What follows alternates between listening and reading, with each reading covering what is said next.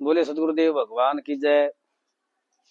इस सृष्टि चक्र के अंदर समय समय पर अनेक महात्माओं का, दिव्य शक्तियों का, महान आत्माओं का, सच्चरित्र पुरुषों का और सच्चरित्र नारियों का जन्म समय समय पर हुआ है, जो समाज के लिए बड़े ही शिक्षाप्रद हैं और जो अनुकरण करने योग्य हैं और अनुकरण करना भी चाहिए।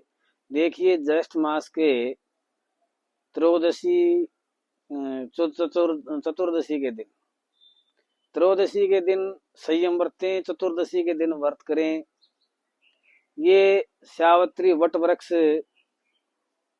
का व्रत कहा जाता है, वट सावित्री का व्रत कहा जाता है। और इसके करने से स्त्रियों को परम लाभ की प्राप्ति होती है। इसके पीछे सत्यवान और सावित्री की जो कथा है वो चलती है। मद्र देश हुआ है कोई, उसके अंदर अश्वपति जी शासन करते हैं और उनकी पत्नी का नाम मालती है।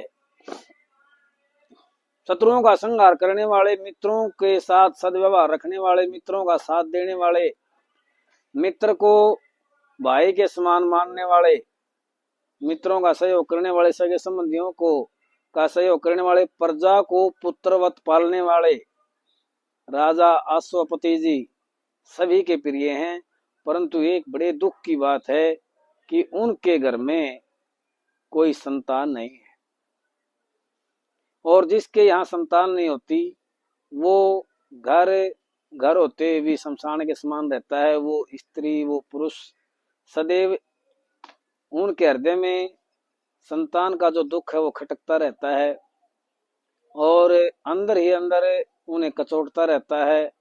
वो बड़े दुख का अनुभव करते हैं, क्योंकि संतान विहीन होने से और अज्ञान के कारण पास पड़ोस की स्त्रियां, पास पड़ोस के पुरुष, सगे संबंधी सभी उसे कचोटते रहते हैं कि हुआ या नहीं हुआ, कभी होगा या नहीं होगा। ऐसे ऐसे प्रश्न प्रतिदिन उन व्यक्तियों को सुनने पड़ते हैं और उनकी आत्मा व्याकुल रहती है।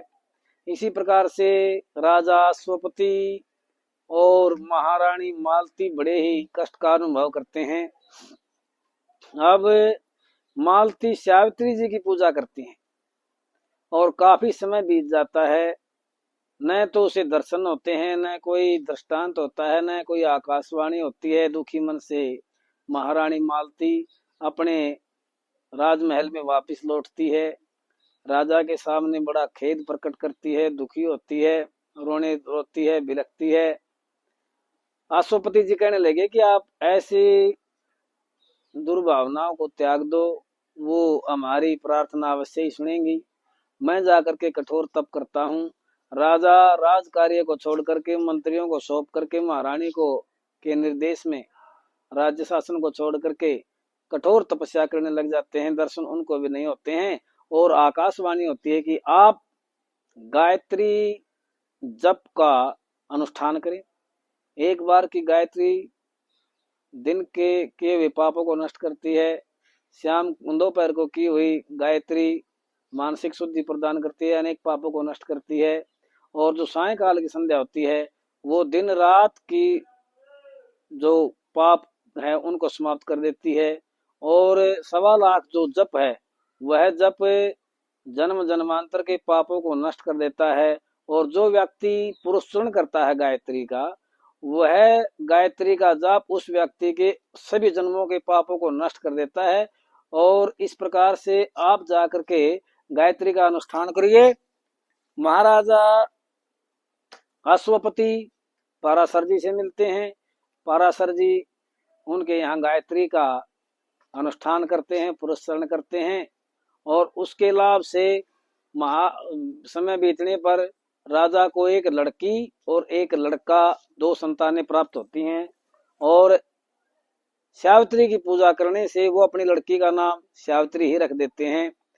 और नारद जी एक बार सावित्री का जन्म होने के बाद राजमहल में आते हैं और वहां दुमुत्सेन के पुत्र सत्यवान का जन्म इसी के साथ हुआ जिस समय सावित्री का जन्म हुआ।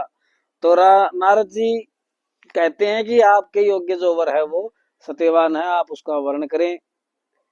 तो ऐसा सुन करके राजा अश्वपति जी अपनी पुत्री सावित्री का विवाह सत्यवान जो दुमुत्सेन के पुत्र हैं उनके साथ करा देते हैं। और उनके साथ शादी करने के बाद नारद जी कहते हैं कि इनकी अब जो आयु है सिर्फ 1 वर्ष ही शेष बची है। ऐसा सुनकर के सावित्री अपने धैर्य को धारण करती है और अपने सतीत्व के ऊपर जो है ना पूर्ण विश्वास रखती है। और सावित्री अपनी देवी का सदैव यजन भजन करती रहती है। जिस समय वह समय आता है और जैसे ही वह मार्कंड ब्रह्म वैवर्त पुराण के अनुसार जब सत्यवान जी लकड़ी फल फूल लेने के लिए जंगल में जाते हैं तो उस समय कहती है सावित्री की हे स्वामी मैं आपके साथ चलूंगी। तो उनके पतिदेव सत्यवान जी कहने लगे कि आप माता पिता से आज्ञा लें तो मैं आपको साथ ले चलूं, अन्यथा मैं आपको साथ लेकर के जंगल में नहीं जाऊंगा। अब सावित्री अपने सास ससुर से आज्ञा लेती है कि हे पिताजी हे माताजी मैं चाहती हूँ कि आज मेरे पतिदेव के साथ मैं इनके साथ जंगल में लकड़ियां इकट्ठा करने के लिए फल फूल लाने के लिए इनके साथ चली जाऊं। तो वो सावित्री को आज्ञा दे देते हैं और सावित्री सत्यवान के साथ जंगल में पहुंच जाती है। जंगल में जाने के बाद जैसे ही यम के आने का समय होता है तो सत्यवान जी के दिमाग में सिर में थोड़ा सा चक्कर बनता है और सावित्री उनके सिर को अपने गोडों के अंदर रख करके बैठ जाती है। और यमराज जी भैंसे के ऊपर सवार होकर के हाथ में यम पास लिए हुए लाल